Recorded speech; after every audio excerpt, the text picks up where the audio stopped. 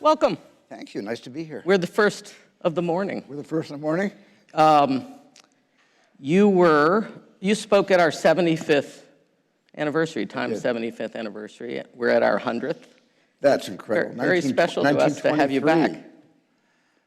Wow. Yeah, very special. Part of the family. I feel like I'm part of the family. You've been on the cover 6 times by my count, 7 if you count the shark. I count the shark. I count the shark big time. I was going to ask, Jess asked you all a question. It's early, so I have an easy question. How many people in the audience have seen a Steven Spielberg film? Thank you. Thank you. I mean, I think what's incredible is, I don't think there's another filmmaker on the planet that would be unanimous, and what strikes me, in addition to your talent, obviously, is your range. You've done everything. You've done thrillers and histories and dramas and fantasies and animations and musicals. Is there a genre you're wary of? Is there something you haven't conquered? I don't know where that came from. I don't know where it comes from. I know that I've had, ever since I was a little kid, I never held an interest for very long. I'd always find something else that sort of, engaged my attention, and I would drop one little hobby for another. So all through my childhood, I kept switching and finding things until I found filmmaking in 8mm, and that was the thing that I really settled on as a youngster. But before that, I was all over the map. I loved geology, so I used to, break open rocks and find quartz. And another time, I collected comic books.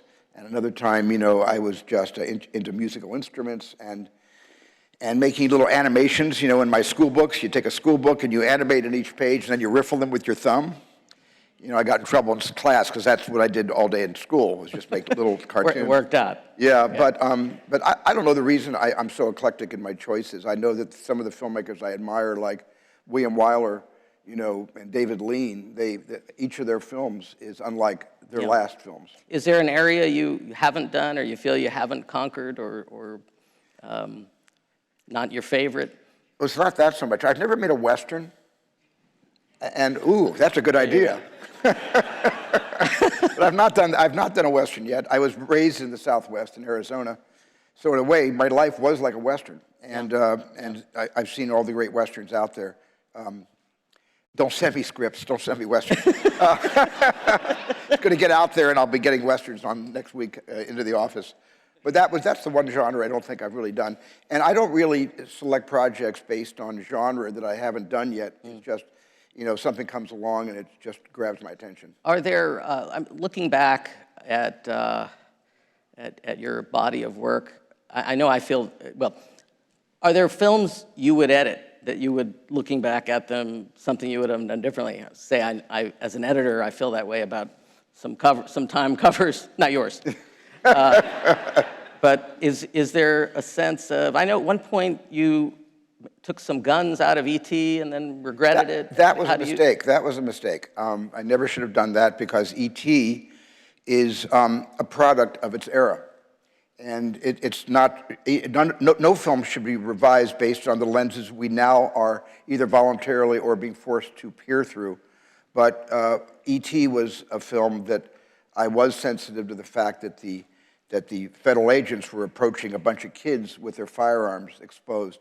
And I thought I would change the guns into walkie-talkies. But E.T. and that was because years had gone by and I had changed my own views. I should never have messed with the archive of my own work, and I don't recommend anybody really do that. Your film, all our movies are a kind of measuring, it's sort of a signpost of where we were when we made them, and what the world was like and what the world was receiving when we got those stories out there. So I really regret having done that. You feel that way about, this is such a current topic across literature and art in general, taking certain language out of Charlie and the Chocolate Factory. Is this a feeling you have across the world of art that we shouldn't apply today's standards to yesterday's work? Nobody should ever attempt to take the chocolate out of Willy Wonka, ever. you know, and they shouldn't take the chocolate or the vanilla or any other flavor out of anything that has been written. It is absolutely, for me, it is sacrosanct. It's something that is our history. It's our cultural, it's our cultural heritage. Warts and all. Yeah, I do not believe in censorship that way. Okay. Let's talk about the movies, about the theatrical experience, something you've spoken out about. Are you optimistic about the theatrical experience? I know there's a wonderful clip of you at the Oscars saying to Tom Cruise, you know, Maverick, you saved the movies. Yeah, I think what I was saying basically to Tom was because there were a number of other movies that had come out that did huge box office after the pandemic. But Tom's movie came out, and it was a real sort of blast from the past. And it was appealing to an older audience that knew Top Gun and not a younger audience, but it got everybody. And it was really an explosion of voluntary attendance for an epic event that Tom had produced, created, and started, and conceived of. And I thought it really did put us back on the map, meaning it showed that audiences were willing to not wait for it to come on streaming, but would, you know, schlep themselves out to a theater. Because, you know, being here in this gathering and being at a play on Broadway or being at a rock concert, you know, we're social creatures, all of us are. And to be denied the chance to find common ground, and we may not agree on everything, but we may all agree on a comedy or a drama or something that scares us, makes us scream. And you find a communion in a movie theater between a lot of unlike-minded people. And that's the only place that happens. And when that gets denied to us and we're told to watch things in our homes or on our devices, it's just no longer what I call a theatrical experience. Yeah. Did Tom agree? Is that film important when we look back, coming out of COVID, coming out of, you know, we're in this streaming world, we're all in our living rooms? I think there's a series of films that started coming out in 2021 that started bringing the audience back to theaters. When people came to see, you know, and these are branded films. These are films with huge IPs. What's difficult and what is scary is that audiences are not rushing back to see middle-range movies with adult themes, even comedies today. They're still preferring to watch those on streaming platforms.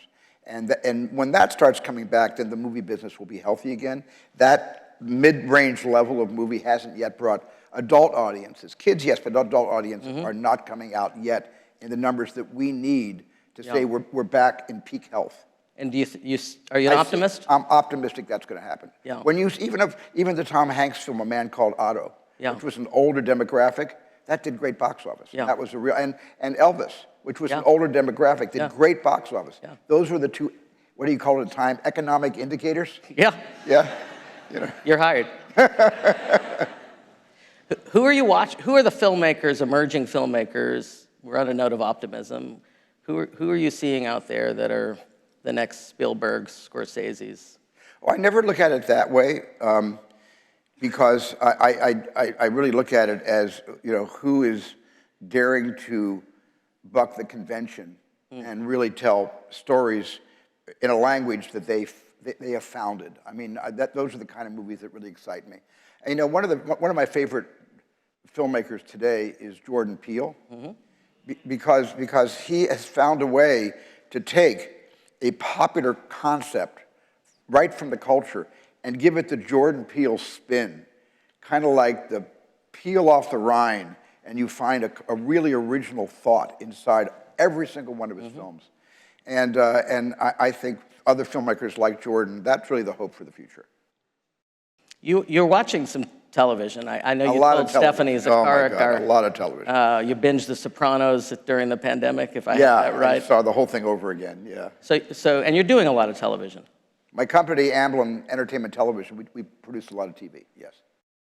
But it's something that I was raised on TV. I mean, my dad was a television repairman when he was working at General Electric, you know, working on the team that invented the first commercial computer in 1950. He would repair TV sets. So we were the first house on the block to have television. And we didn't have one TV, we had 30 broken TVs in our house. if you see the Fabelmans in the background, you see all these broken TVs against the wall. And that's what my dad did, so I was exposed to TV at a very early age. What are you watching now? Right now? Yeah. Well, I'm watching the last season of White Lotus for the second time.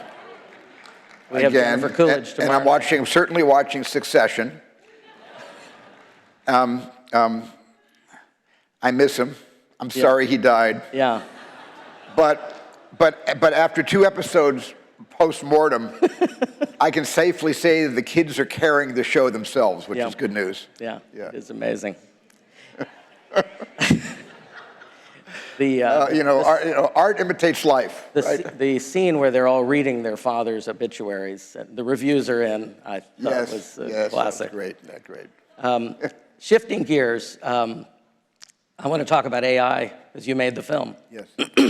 20 years ago, dystopian, humanoids taking control, Manhattan underwater, civilization ending, really. Yeah. And we're at this incredible, crazy moment with AI and ChatGPT, and there are people now, really have been for years, warning about I guess it was a warning, maybe it was just a film, but this new technology has real dangers, and you depicted it, 20 plus years ago. Was it a warning? Was AI a warning? Are you an optimist about AI or a pessimist? Well, I've always been sort of an optimist about what we, the human race, are able to create, the good that we're able to create. But Jurassic Park, the whole theme of Jurassic Park was we stood on the shoulders of giants to create something that everybody else had thought up before us, and now we've unleashed it on the world and it's starting to chase us and eat us. And so I guess I'm optimistic about incentive and engineering and finding new ways of telling our stories and finding cures for diseases and trying to fix the broken, shattered environment. But at the same time, there's a price to pay. And AI, when I made AI, that was a long time ago. That was what, 1990? 2001. Was it 2001? Yeah. A long time ago. When I made AI, it wasn't my fascination. I have to explain this. I don't want to take too long. It was Stanley Kubrick's idea. He had written a treatment based on a story by Ian Watson called Super Toys Last All Summer Long. And Stanley and I were very good friends, and Stanley tried to persuade me to direct it, and I wouldn't do it because I wanted him to direct it. When he passed away, the family gave me the rights, and then I made it in his name using his entire story. I just wrote the script based on his treatment, his 90-page treatment. It was really his vision for a dystopian future. And what Stanley was trying to say was, if we invent a better mousetrap, it might be better to leave the mice out of it and let the trap exist in the future. And a lot of people who saw the movie thought that those super mechas were aliens. So I got blamed for bringing aliens back into it. They weren't aliens. They were a highly evolved, sentient being created eons ago by human beings, where human beings no longer exist. And I think that was Stanley's idea, that the future was going to be taken over eventually by our own creations. And there would be no room for us left on the planet. Did that speak to you? Does it speak It to you did now? speak to me because it was a really cool idea. I sometimes commit based on cool. Yeah. If I think it's really cool, I'll make a movie about it. Yeah. Films like Munich, obviously Schindler's List, The Fabelmans, Anti-Semitism, a powerful theme throughout. Are you, we're in this terrible world where so much hate and anti-Semitism on the rise again. Do you see this as a calling that you're going to continue on this path, writing about, filming around the theme of anti-Semitism? And I know you've got some foundation work in this area. A lot of foundation work on anti-Semitism and racial hatred. I mean, the Jewish community isn't homogeneous. You can't talk about anti-Semitism without talking about racism or xenophobia. You have to bring it. It's very important to bring it all together.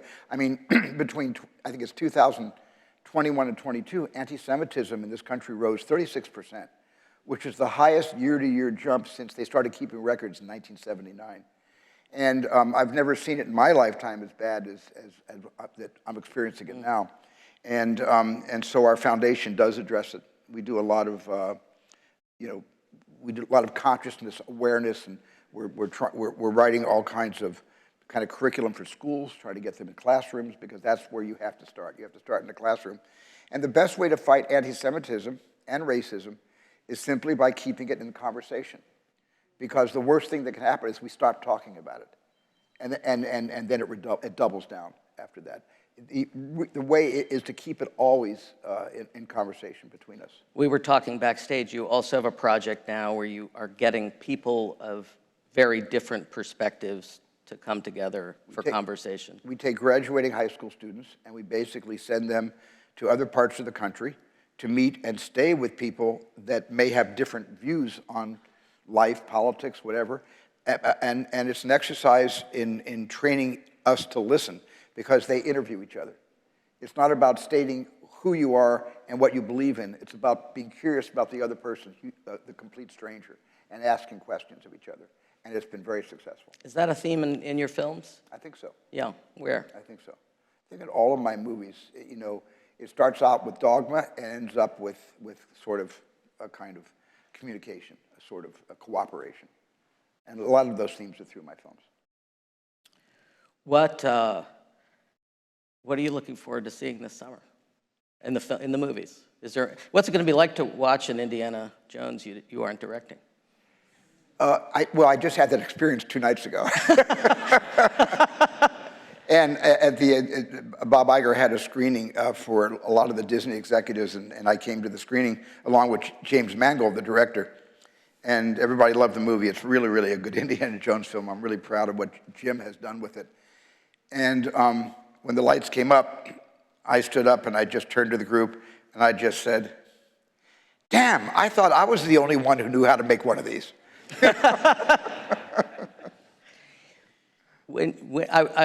Preparing for this, I watched some old interviews you've done over the decades, read what we've written about you over the decades.